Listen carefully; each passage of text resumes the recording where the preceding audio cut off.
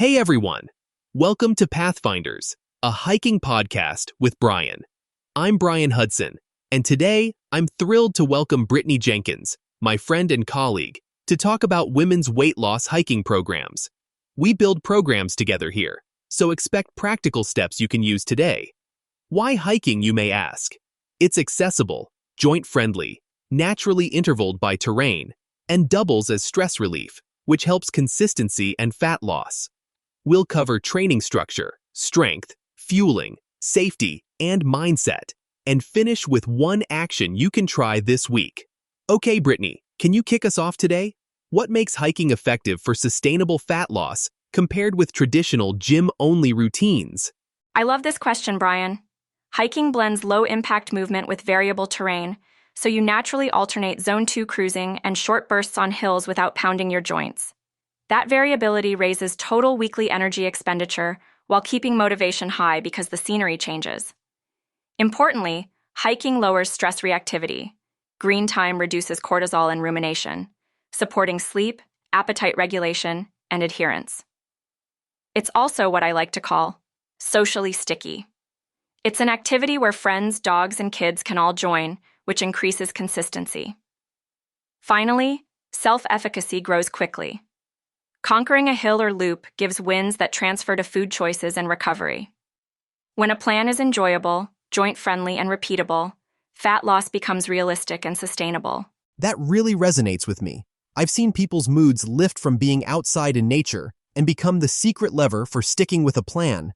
To make results visible, we encourage tracking beyond the scale.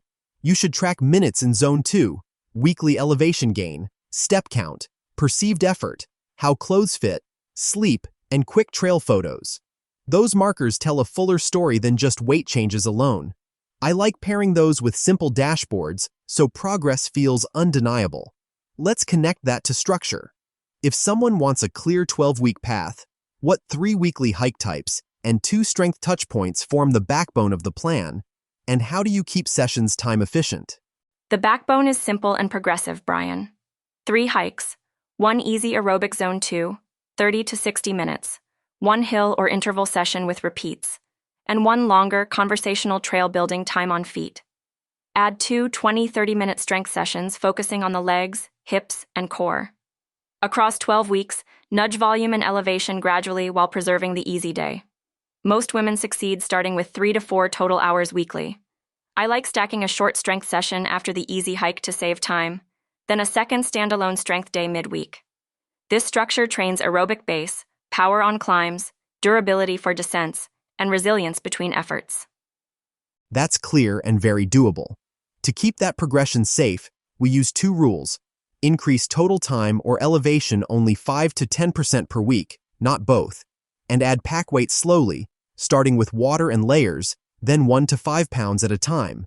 Every 4th week, schedule a deload, cut volume by 25 to 40%, keep the rhythm, and then emerge fresher. That pattern protects the joints and your motivation. For weight loss momentum, the right trail really matters. What elevation ranges, footing characteristics, temperature considerations, and map tools do you recommend?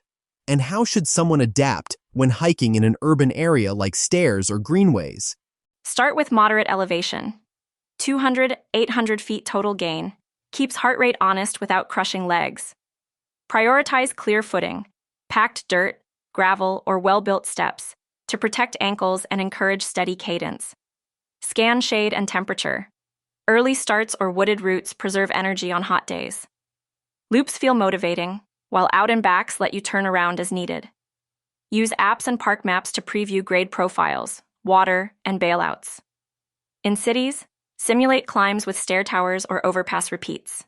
Greenways offer longer Zone 2 walks. Carry a small map screenshot offline. Consistency skyrockets when logistics are simple and routes feel predictable too. Great callouts. Technique multiplies those benefits. On climbs, keep steps shorter and drive through the big toe for glute engagement. Maintain a steady, sustainable cadence instead of surging. Try nose breathing on easy and moderate segments to stay in Zone 2. On descents, keep soft knees, hinge slightly, and land under your hips to protect quads and knees. Trekking poles reduce knee load and boost uphill power. Adjust length just below elbow height and plant poles opposite your feet. Small technique tweaks raise calorie burn by letting you go longer, safer. Speaking of power, let's dig into the strength essentials for hikers. Keep it focused and repeatable.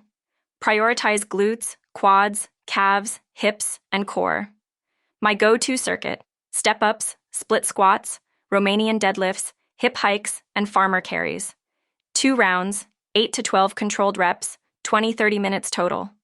Choose loads that leave 2 reps in the tank.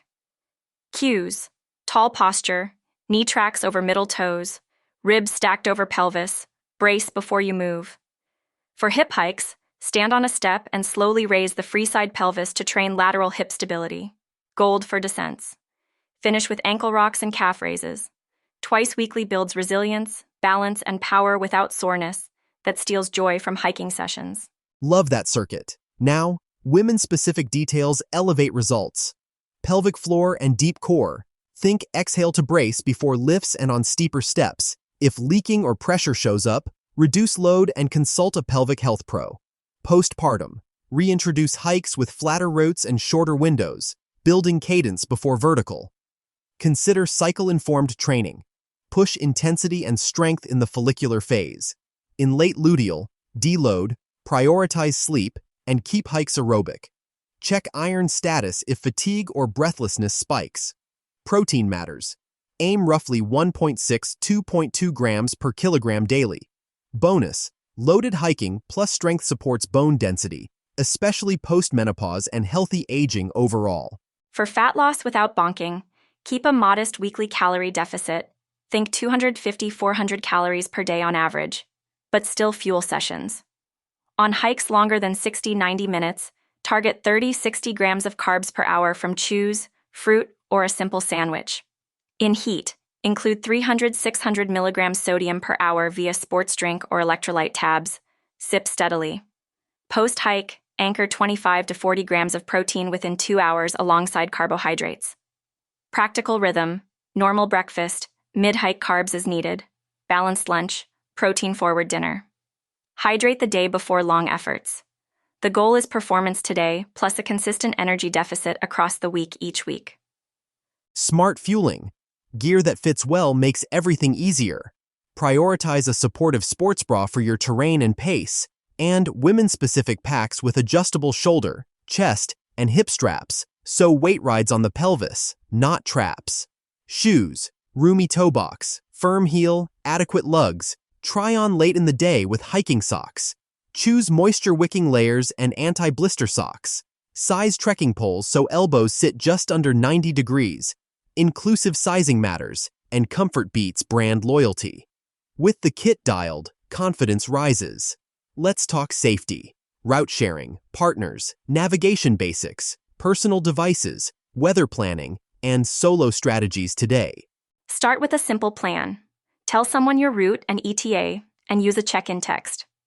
Choose partners or women-led groups when you want company. Learn basic navigation, map, compass, and app triangulation, and carry a whistle, small light, and minimal first aid.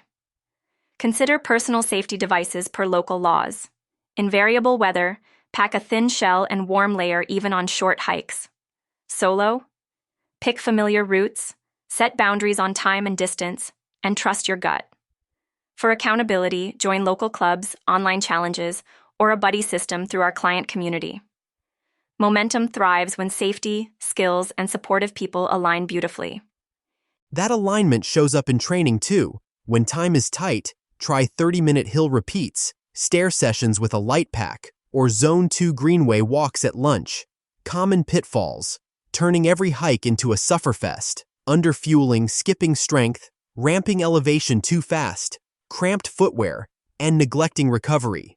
Prioritize 7–9 hours of sleep, gentle mobility, calf and hip flexor stretches, foot care, and stress management. Small recovery rituals compound results. To make this real for listeners, can you share a quick starter plan for the first 2 weeks and a brief medical note about when to loop in healthcare pros, please? Weeks 1 to 2 starter. 2 easy hikes of 30–40 minutes at conversational pace, one moderate trail of 45 to 60 minutes, and two 20-minute strength sessions using the circuit we discussed.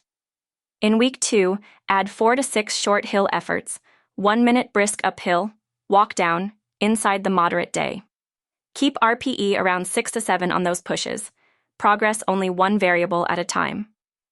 Medical note: consult a healthcare professional if you're pregnant or postpartum, have anemia, osteoporosis, cardiovascular concerns, or persistent pain. Personalized guidance matters. Start where you are, celebrate small wins, and let steady, kind progression carry you forward week by week. Perfect. Actionable tip of the episode. Add one 20-minute hill repeat session this week. Warm up 5 minutes, then do 6 rounds of 1-minute brisk uphill where you can talk in short phrases. Easy walk down. Finish with a 5-minute cool down. Log RPE and total elevation gain so you can nudge progression next time. Today we covered why hiking drives fat loss, goal tracking beyond the scale, a 12-week framework, safe progression, trail choice, technique, strength, women-specific considerations, fueling, gear, safety, time-savvy workouts, pitfalls, and recovery. This is Pathfinders, practical, inclusive coaching that turns trails into lasting fitness. Thanks for listening.